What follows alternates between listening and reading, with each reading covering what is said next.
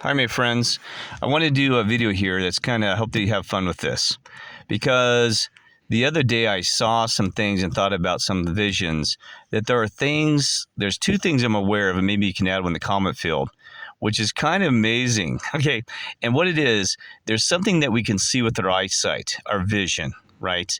But you can never touch them, that you cannot touch them. Okay, so I want you to think about at least one of those because I actually looked it up and there was a riddle about this, and somebody introduced me to another one through this. So here's the riddle. Okay, what is it that we can see through our eyesight and vision, but we can never touch? Doesn't matter what kind of technology we have, no matter how fast we move, no matter everything we do. For example, we could say that we never land on the moon, but I'm just using that example. But we could actually touch the moon if it exists or whatever. We could actually land on it, right? So we can see it from the sky. And in theory, we could actually sit on it and touch the surface of the moon, okay?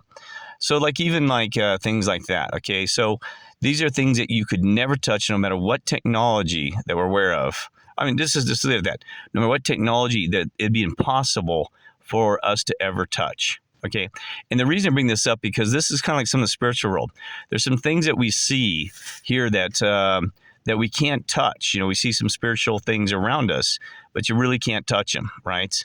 But this is going to be and something that we can see that is somewhat physically here, or I'm just going to say that I don't want to give too much hints to this, but something that we can see clearly, that even people that are not awake, that have no spirituality, atheist or whatever, they can see this too.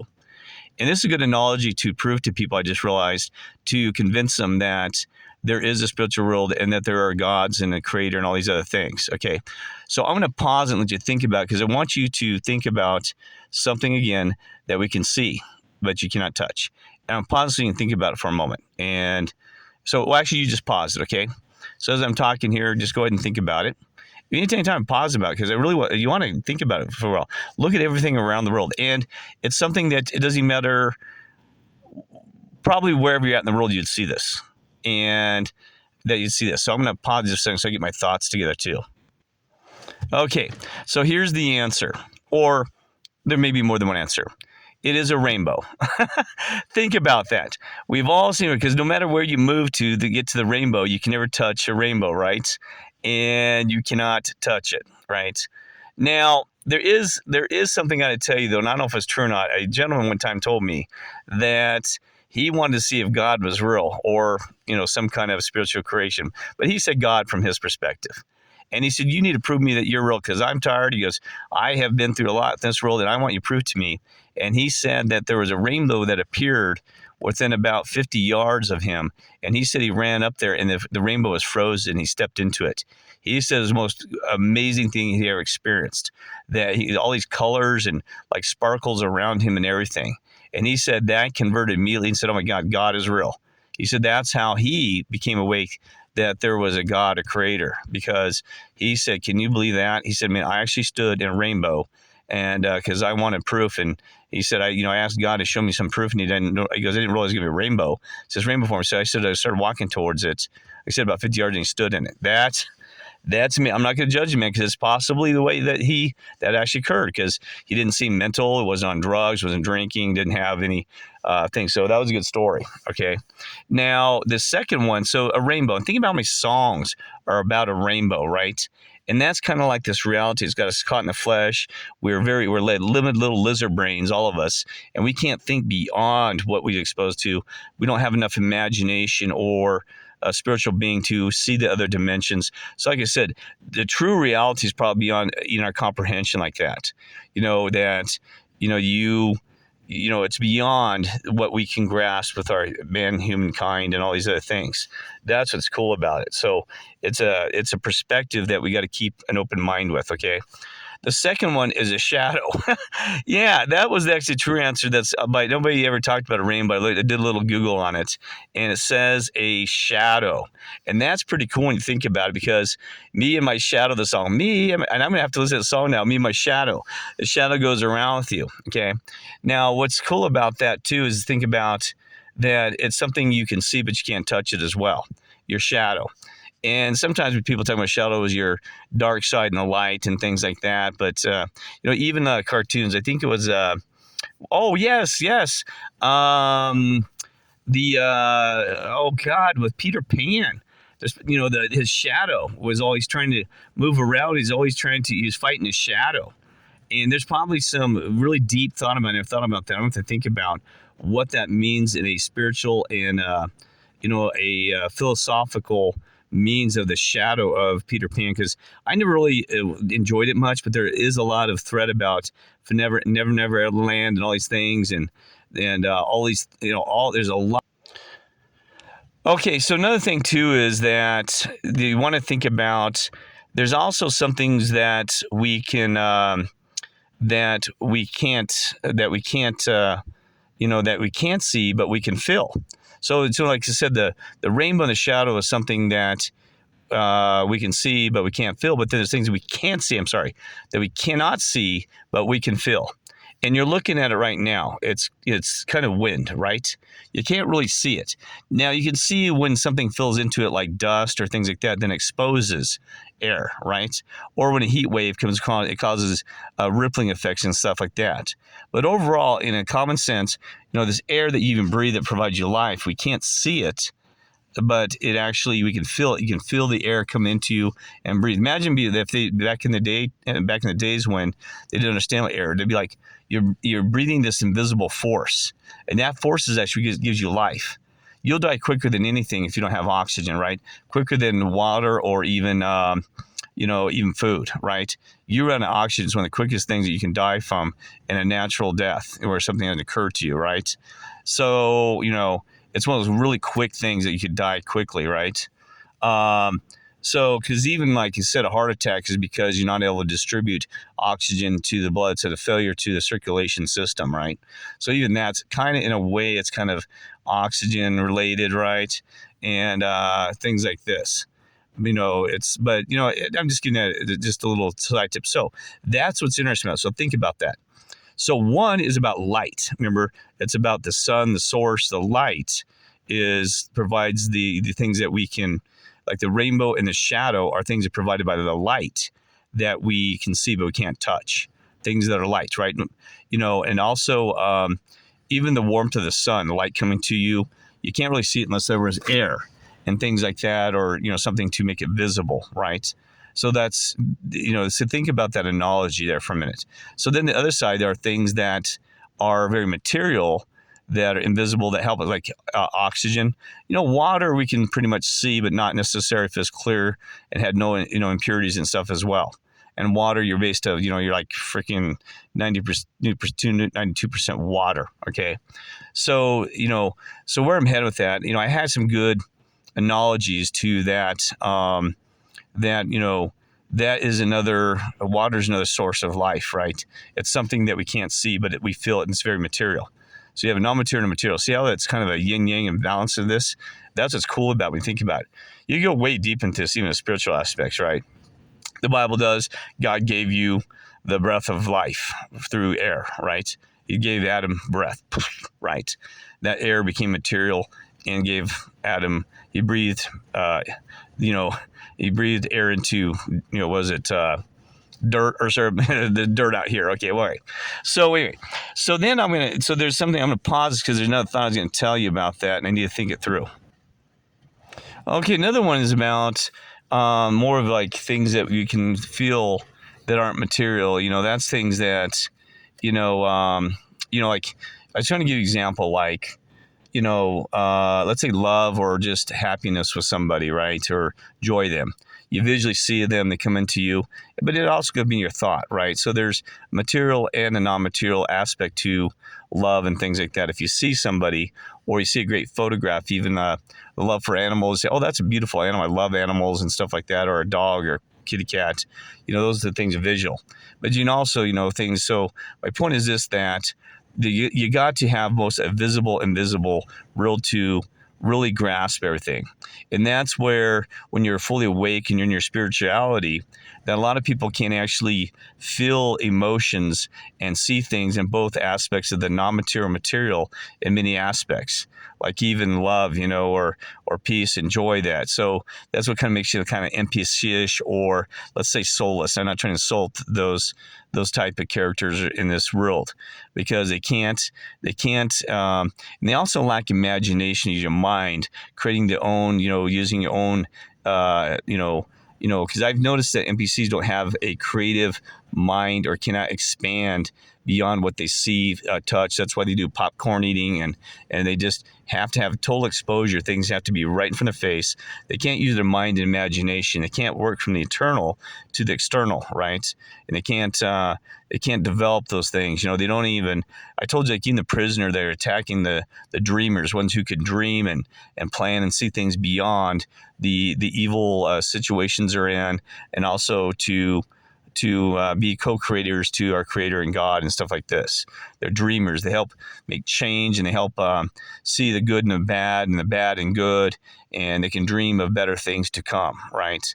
So they can actually dream, and dreams are very powerful things. They think that, as I told you one time, I think that is one of the things that to you, me, and others are sought after, because we have the ability to be creative, and also we dream of things. Even how terrible things are, I dream of a better day. It provides me hope. It provides me my personal faith. So that's that mindset. And also I want to change things in this world. I want to create things that make it better. Is there a better way of doing this? That's a dreaming. That's a planning, right? And it's a planning of some kind of better future. So that's another aspect. Okay, so I'm going to put this pause just for a second. Oh, that's what I want to touch on. What is really crazy about this, they said there's things that we can't see, but we can feel. And in a material world, for example, we can feel wind come across our hand, or we can feel somebody's when we handshake them, or hug, or stuff like that. We can feel them, right? You can feel them, we can feel these things in material. But what's crazy, and a physicists have proven that, at the atomic level, that you're actually hugging nothing, because there's actually, everything's just an energy and frequency at the microscopic beyond the atom level, right? We know that it just becomes an electrical ball of energy. Even the atom, there's more space between atoms than in the molecules than there is actually a something. So even you are made up a bunch of nothing, which is little pieces. So the sum of you is greater than the individual parts. I mean, everything together is greater than the sum. I mean, it's in the old saying that the sum is greater than the parts, and that's even when you feel. When you actually I'm using people as a hugging, because that's where a lot of people have feeling emotions, that you're actually just hugging somebody that's made up of energy and mostly nothingness. Isn't that crazy? So you don't actually, even when I touch this window, that's another one that's invisible, but I can feel it. See here, this window that I'm touching on my window here. I know it's dirt up here. But you see this? I'm not actually touching the glass, but it feels like glass. That's what blows your mind. You're not actually touching each atom and to feel it, right? Anything in its combination form. So that's why we got to remember that even all the spiritual stuff, that this whole world is made a bunch of nothingness, but the little pieces of molecular atoms. And that's why the sum is greater than the parts. And why is that so important? Because even the creation, this world, this universe, everything, the sum of it's beyond our imagination. Think about even all of you co-creators and things that you're working together, and that's the sum of our care, our love, joy, and stuff. It would be greater than what it is individually, right? And that's why they're kind of attacking and breaking everybody apart. And that's what's going to segue me into something that blows my mind, that I've been studying the art of war. And I think, oh my God, why is Kirk? He's going to get military war. No, because the art of war, even when you're in a spiritual war, and as I said, a war is a war, and I don't like a spiritual war. I don't like the fact that there's going to be death, soul death, even in a war. Somebody has to pay a price in any war, whether it's spiritual or not. And that's why I told you I'm frustrated that we're in a spiritual war. So the reason I study the art of war is to understand how the enemy works and how these things are occurring, right? And how we can better manipulate and control our environment so that we play a better defense or offense we need to, right? Because, you got to take action and we got to put that energy in motion. That's why it's called motion. So what do we need to do? And I'm still working on coming up with some theories and ideas. Now, you really should study the art of war, not all of it, because that goes back to what's that guy's name, Jin Su or whatever, 495 BC or something. He was writing about how to engage in war way before even Christ was born. And why is that important? Because he actually does have some good things in there that is positive. And, and we see many examples of history that we know that a lot of even the politicians have studied the art of war. And so a lot of it's been used. Napoleon used it. Many people used the art of war. Alexander the Great, Hannibal, all of them had used the art of war. But it's amazing, that was presented how to use it, they failed. And that's like even right now we have the art of war being done by Russia, Ukraine, but he's making huge. I cannot believe Putin does not understand that even he said this 496 BC, the longer you drag out a war, the odds of you winning are bad. And if you win, you're going to create an animosity so big that you'll never, ever ever win in the end, because you'll create so much atrocity to the world and anger and frustration that it's a lose-lose situation. And he even said that a long time ago. He said you got to win by honor, respect, and kind to the people that you are attacking, and you got to be swift and quick on it, right?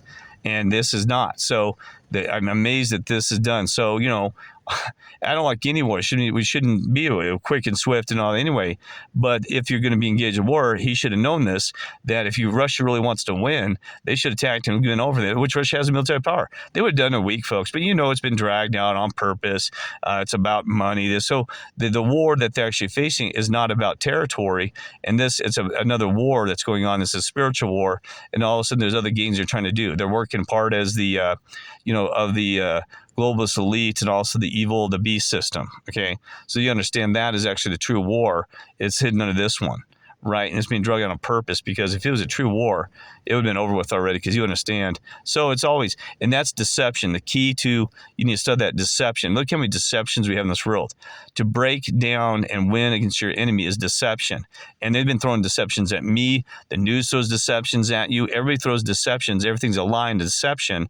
And guess the greatest deceiver of the world is the beast system, or whatever you want to call it. I don't like to use the name because I'm talking about stink eye evil one. That deception is the key to winning, right? Now that's what I'm going to have to segue into that bothers me a little bit, because no offense to you, Lord, that when he was here, and like I said, everything was done historically correct for you and I to be in this position, but the Lord, he kind of failed at the art of war, even the spiritual war. I'm not trying to defend him, but he did fail in many ways. And he also won in many ways, because it left open these gates for us to wonder and look back in history to see what occurred. So it was done probably perfectly in that sense. But if you looked from outside in perspective, it was an utter just failure on the Lord's part, and also by his apostles, of how they could have won the war, the spiritual war. And for example, even the dividing, even when the Lord says to come back, he said he was here for war to divide the house and the family home. Well, that's the way you win any war. And that's kind of leads a negative connotation to me, because my family was divided and is broken. And I thought, God, is this the Lord doing this to me? Because that's not right. Because I lost my wife, my children in this process, haven't spoken to them 3.5 years. So that's where you win somebody and beat them, is that. So I'm asking the Lord, why aren't you defending and protecting me that? Like I said, things are unfolding the way this is. So, when he said he isn't here to bring peace, he's here to divide, and father against son and mother against daughter. I mean, that's kind of frustrates me that, that we don't know all these things that the Lord is, because there's true messages were kind of hidden and scrambled over. But that right there is kind of evil, folks. I don't care how you put it.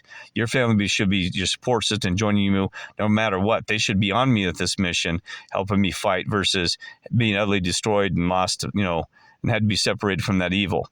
So and the reason I don't want to go on about this, but if you study the art of war, the Lord did a really poor job in understanding that. And that would have been available to him at the time, because it's written before he's there. And I'm sure that those, even Egyptian pharaohs and stuff, they had transitioned and had some of this knowledge of the art of war. And you look at some scripture, he did some things exactly right, some things he didn't. And I'm not saying I could do any better. I'm not saying, heck, I'm better even, because I just started about to learn the art of war. But actually learning about it and putting it into action are two different things too. I mean, we can learn a lot of stuff, but you putting it into action, that is the problem. Because even one of the presidents, I can't remember who he said, I think it was Eisenhower said, he said, always have a great plan, but it said what's more important is the planning than the actual plan, because even this guy back in BC said, you can have all these great plans, but when you actually get in that battlefield, everything's going to break down. So you got the planning, the energy you put into how to win under multiple situations is how you win a war. Because if you try to follow the plan, it's going to blow up in your face, right? And I can talk more about that. It even that even after 911, got to be careful. That my brother said that the FAA, Federal Aviation Administration, said they would have no plan if that ever occurred again, because they dealt with it so well, getting all the airplanes down and grounded during that time frame, that if it became a plan, something would screw up. So they said, you guys did a perfect job. We're going to have no plan, because they said the plan, we would have done it wrong and it would have been a nightmare. So they did a great job. My brother said he was working during that whole thing. They got every plane down as fast as they could. They had to use their head, but they knew how to organize and work across the nation quickly. And that's why the FAA said, we're not going to write an emergency plan, because sometimes you go by the gut feel, and also they'd all been trained how to deal with emergencies on a small scale and made the grander scale, like, again, bigger than the small, and made a good job. Okay. So I'm going to put on pause here again. Well, I think I had some ideas, but I'm going to wrap this up, because the Art of War, I'm sure there was another one that I know there's one that I'm forgetting that said, oh, make sure I say this about that one, but it's already 22 minutes. So maybe I'll leave that other one for another piece of something. I think it's kind of important. So, but anyway, so thinking about that too is like, even, like I said, so think about all these things, and I don't have all the answers, my friends. I'm just communicating with, what I got here, and trying to help you have a little fun and learn some knowledge, remember. And, like I said, it's okay to get grounded on this earth. I'm trying to get more grounded, get back in that motion, and try and just enjoy this list. There's nothing sinning about sitting there enjoying and don't feel guilty. 'Cause I used to feel guilty, like, God, I need to be more spiritual, this and that. No, it's okay to be grounded, right? I get to remind myself, because you're not here just to, just to be 100% spiritual. We'd already be dead on the other side. So it's okay to go watch that movie with some friends, popcorns, eat their MPCs, right? I mean, somebody say, well, I'm just waiting for the big one. Well, come on. You could be waiting to turn it, because we don't know, right? Oh, and that's the thing too, is there's been multiple resets we talked about. If you check out John Levy, because boy, he's unpeeling a lot there. And that's something I got to be really careful with. Like, even the rapture is going to tell you, before I close this up, is it's pretty scary, because it's been harvested. There was harvesting that was done, and we don't know what happened to these civilizations and these resets. And there's like in the movie V and stuff like that, not trying to kind of fear in you, where they came to harvest humanity. So to me, I don't like rapture, because you actually want to be here and not be raptured. Rapture, something evil, like, someone coming out of the sky, rapture, and you want that and be ripped apart and be eaten. And, so in the scripture, the Bible says that there will be a harvesting. Well, my God, man, that's pretty ugly when you think about it. Harvesting. I don't want to be harvested. I want to be here and be in peace. Now, I know it's a prison cell, I get it, but I don't want to be harvested and ripped apart and that kind of crap. My spirit and all that stuff, my flesh. I mean, you kidding me? I'm going to stand here on the earth until I know that the mission's done here and that we get to exit and have a new peace. I mean, heck, no way am I going to be harvested. So that's what I'm telling this whole rapture stuff. I get so sick and tired of hearing about rapture. I mean, come on, folks. I mean, rapture was made up. It never said clear in the Bible anything about rapture.